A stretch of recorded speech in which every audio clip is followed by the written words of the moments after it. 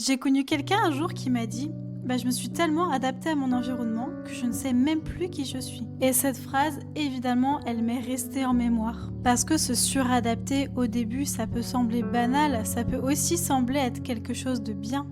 Être flexible, compréhensif, facile à vivre, apprécier tout son entourage.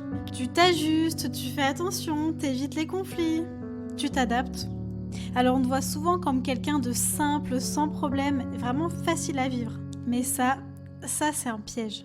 Car petit à petit et sans même t'en rendre compte, tu dis moins ce que tu penses, tu minimises tes propres émotions, tu prends moins de place. Bah oui, forcément tu laisses la place aux autres et puis finalement tu finis par effacer ta propre nature. Alors dans certaines situations, tu commences à dire oui avec ta tête alors que ton corps, lui, te dit non, il ne faut pas y aller, ou c'est l'inverse. Ton cerveau te dit non, il ne faut pas y aller alors que ton corps, lui, te dit oui.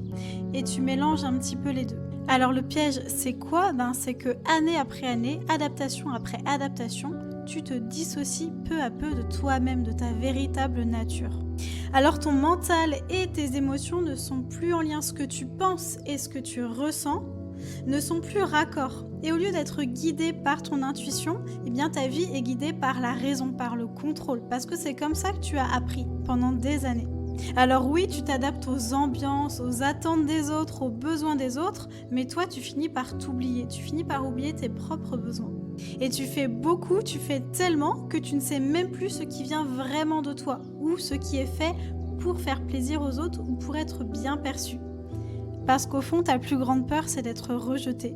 Alors oui, ça te semble être le bon comportement, ça te semble être habituel, normal, parce que tu as appris à vivre comme ça, mais en fait, c'est insidieux. Et sans t'en rendre compte, ça t'épuise, ça te fatigue, ça te vide. Ça devient une fatigue émotionnelle, diffuse, parfois qui est compliquée à expliquer. Et tu ressens cette étrange sensation comme si tu étais toujours un petit peu à côté de toi-même. Pas vraiment à l'intérieur de toi, mais c'est comme si tu t'observais faire des choses ou vivre à l'extérieur de ton corps. Et ça, c'est assez perturbant. Et puis un jour, en lisant un bouquin ou en regardant une vidéo ou au détour d'une conversation, face à une personne qui te voit telle que tu es dans toute ta grandeur d'âme, tu te poses cette question. Mais moi, qu'est-ce que j'aime en fait? Qui je suis vraiment?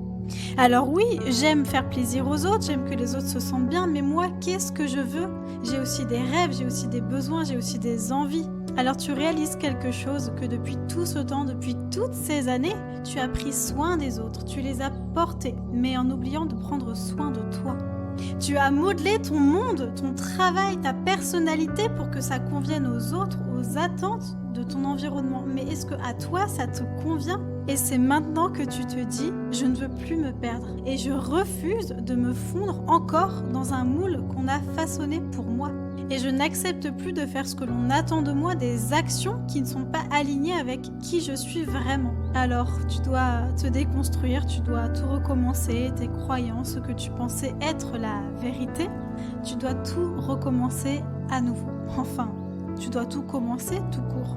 Un souffle nouveau, une liberté douce mais puissante, une envie de tout recommencer et un besoin de légèreté. Et c'est beau cette sensation, c'est vital, tu ne dois surtout pas culpabiliser parce que se reconnecter à soi, c'est essentiel. Alors je te dis bravo à toi pour ce chemin parcouru, pour ce déclic libérateur, pour cette nouvelle voie qui s'offre à toi. Parce qu'il est temps de t'offrir à toi-même ce que tu as offert aux autres pendant des années. Alors bilan des courses, s'adapter ok, pourquoi pas, mais se suradapter, non, plus jamais.